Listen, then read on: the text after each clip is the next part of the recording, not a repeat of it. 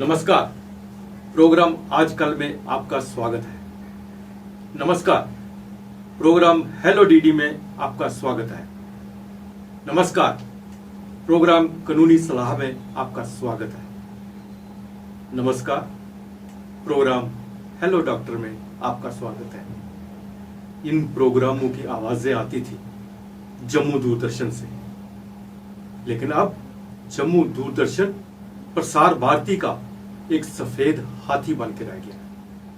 हर हफ्ते यहाँ पे करंट अफेयर्स पे, कानूनी सलाहकार पे और बहुत से ऐसे इंटेलेक्चुअल वहां आते थे, पैनल डिस्कशंस होती थी। लेकिन अब दूरदर्शन सिर्फ एक हाथी ही नहीं, बल्कि उससे भी बड़ी कोई चीज कहें तो वो बन के रह गया है। दूरदर्शन की बिल्डिंग, ये सफेद हाथी अपनी मौत तो मर रहा है, लेकिन साथ साथ जम्मू का कल्चर डुबो रहा है।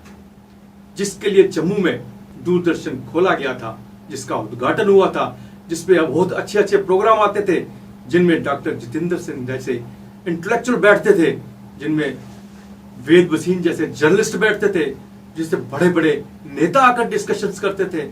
इकॉनमी को लेकर बड़ी बड़ी चर्चाएं होती थी, सियासत को लेकर बड़ी बड़ी चर्चाएं होती थी। आज सिर्फ दूरदर्शन एक दर्शन बन के रह गया है। इस पे आज हम चर्चा करेंगे। हमारे साथ हैं वरिष्ठ पत्रकार सतीश वर्मा जी। सतीश जी, आपका बहुत बहुत स्वागत है। सतीश जी, जम्मू दूरदर्शन खोला था, एक तो जम्मू की कल्चर को बढ़ावा देने के लिए, और दूसरा पाकिस्तान जो जम्मू कश्मीर के अंदर गलत प्रोपेगेंडा कर रहा है, जहां पे टेररिज्म फैला रहा है, उसका जवाब देने के लिए खोला गया था। लेकिन दुख की बात है, दूरदर्शन जम्मू सफेद हाथी बन के रह गया है, वहां कुछ हो ही नहीं रहा। ठीक कह रहे हैं आप आदर जी। सबसे बड़ी बात है, चूंकि हमारा एक सरहदी सूबा है, जो आपने अहम बात की बातें, सारी बिंदु आपके बड़े अहम हैं। पाकिस्तान आए दिन हिंदुस्तान के खिलाफ, हमारे मुल्क के खिलाफ तरह तरह के दुष्प्रचार करता है। ये उसको काउंटर करने बहुत बड़ा एक साधन था, जरिया था जम्मू दूरदर्शन। एक बात यह है। दूसरा, जिस प्रकार के प्रोग्राम अर्थ पे हों, स्वास्थ्य पे हों, सामाजिक विषयों पे हों, ये तमाम विषयों पर कार्यक्रम, मैंने आपके ढेरों प्रोग्राम देखे, इन विषयों पर ये प्रोग्राम आते रहे।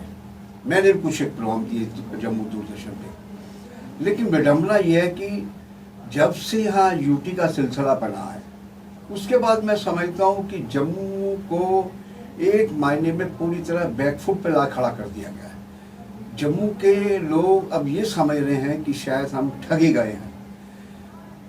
जम्मू दूरदर्शन एक जरिया था, एक हमारी माँ बोली डोगरी भाषा का, जिसको प्रमोट किया था। और ये बदकिस्मती है, करीब 1 साल पहले जिन कुछ भाषाओं को यहाँ पर अधिकृत किया गया भाषाओं में, उनमें डोगरी भाषा भी थी, हिंदी भाषा भी थी। लेकिन उस पर सिर्फ बयान आए, सिर्फ एक बहुत बड़ी हेडलाइंस बनी, अखबारों में सुर्खियाँ बनी कि इतनी भाषाओं को मान्यता दे दी गई है सरकारी भाषा के तौर पे, लेकिन उस पर कोई काम आज तक नहीं हुआ। इससे साफ लगता है कि जम्मू कश्मीर में नौकरशाही इस कदर हावी है। और बदकिस्मती ये भी है, हम कोई बाहर के नौकरशाहों पर कोई कटाक्ष नहीं कर रहे।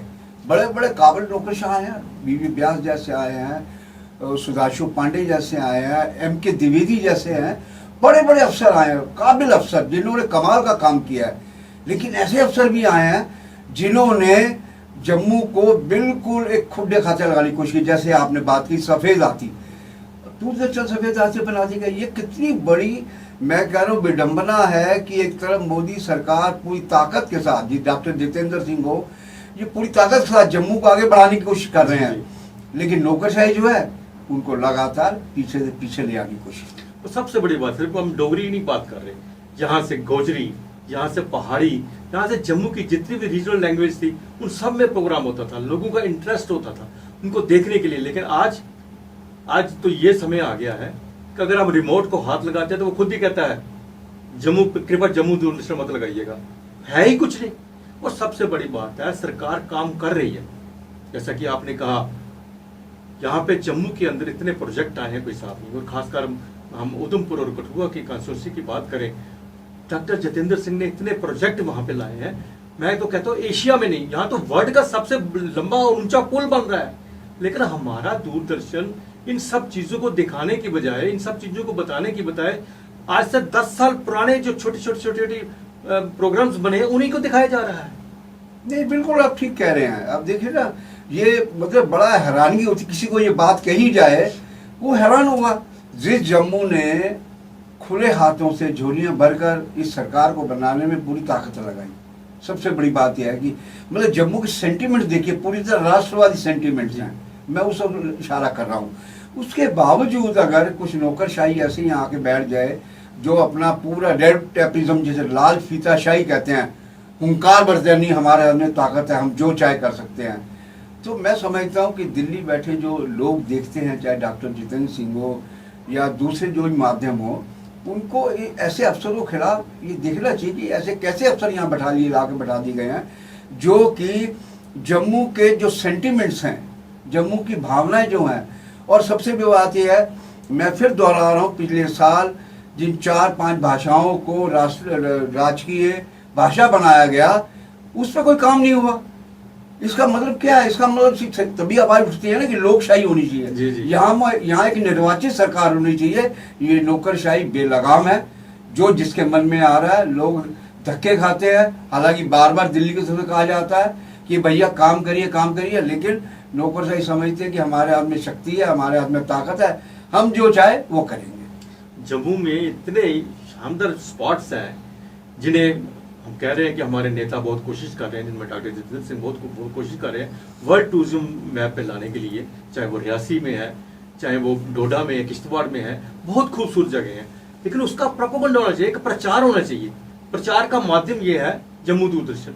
लेकिन जम्मू दूरदर्शन प्रचार करने की बजाय उनके डायरेक्टर जो है कहाँ से बैठाया, जिनको जम्मू के ना कल्चर पता है, जम्मू को छोड़ के कश्मीर का कल्चर नहीं पता उनको, जम्मू कल्चर का किसी का भी नहीं पता, जम्मू एंड कश्मीर का कल्चर नहीं पता, और उनको बैठा के एसी कमरे में बैठ के वो पुराने के प्रोग्राम जो है उनको लगा के बैठ के देखते रहते, और प्रचार कहाँ से होना। बात वही है ना, सब नौकरशाही जुगाड़बाजी के ऊपर चल रही है। जिसकी पहुंच अच्छी होती है वो अपनी पोस्टिंग ले लेते हैं। अब वो फिर कहते हैं हम तो पहुंच के जरिए आए हैं, कोई मेरिट पे तो आए नहीं है, हम अपनी मर्जी चलाएंगे।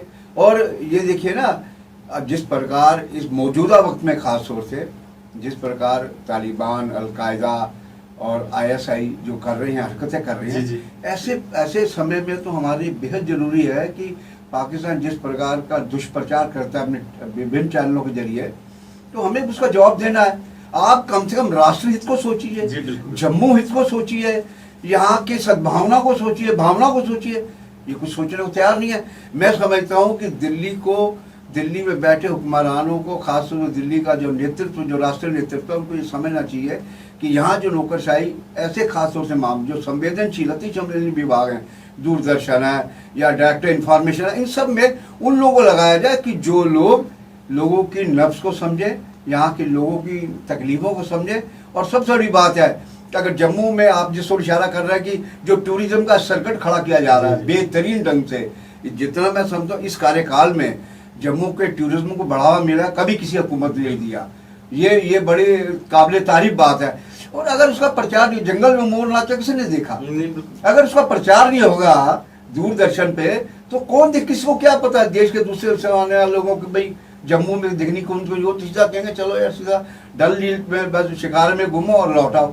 यहाँ पर ऐसे भदरवा है, किश्तवाड़ है, हमारे रियासी का किला है, यहाँ पर सनासर है, मानसर है, ऐसी जगह हैं, सुकराला माता, बड़ी बड़ी जगह हैं जिनको बेहतर ढंग से प्रमोट किया जा सकता है। लेकिन सबसे बड़ी मैं समझ लंगेबाजी यहाँ के दूरदर्शन ने लगा रखी। मैं एक बार फिर प्रसार भारती से ये रिक्वेस्ट करता हूँ, कम से कम यहाँ पे करोड़ों रुपए खर्च किए जा रहे हैं, करोड़ों रुपए खर्च किए जा रहे हैं और रिजल्ट जीरो है। और डॉक्टर साहब आपसे भी मैं फिर एक बार रिक्वेस्ट करता हूँ कि जम्मू दूरदर्शन को एक बार देखिएगा।